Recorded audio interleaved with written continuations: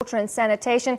Very good afternoon to you. Well, let's start off with the fact that the City of Johannesburg, we understand, has been issued a level 2 for water restrictions. How many other municipalities has this been spelt out to? Well, you must remember that municipalities make these decisions by themselves. And if we go back a bit, we will remember that eThekwini was the first metro to actually have restrictions happening in their area a little while ago, almost around the beginning of the year, followed by Mangaung. And we know that in Limpopo as well, there is one that is also on some alert of sorts.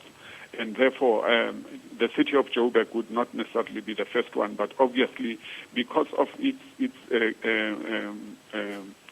the critical part that it plays in our economy, being central to our economy as a country and to the region and to the continent, obviously that is something that we need to look at.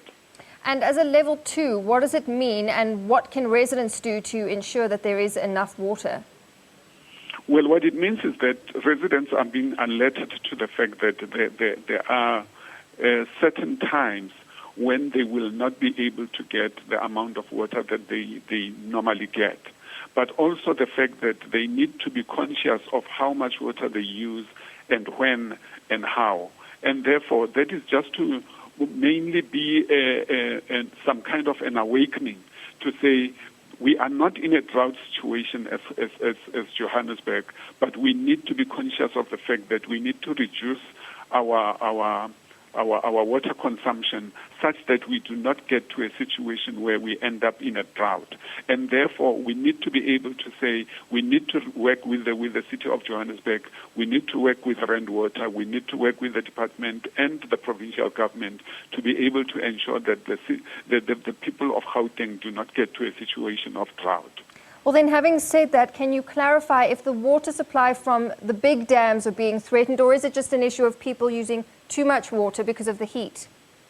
Well, it is both ways. You must remember that the water that is in the reservoirs gets affected directly affected, obviously, by the heat wave, because then you'll have that water kind of evaporating more than it would usually do.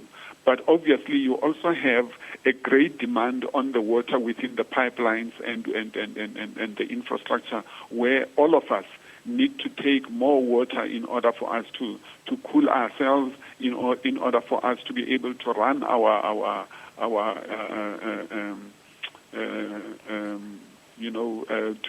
cool ourselves in our offices and so on, and therefore there is a higher demand on the actual use of water directly coming from the system, and that is where we are at the moment. All right, Sputnik Ratau, Media Officer at Water and Sanitation, thank you very much for your time.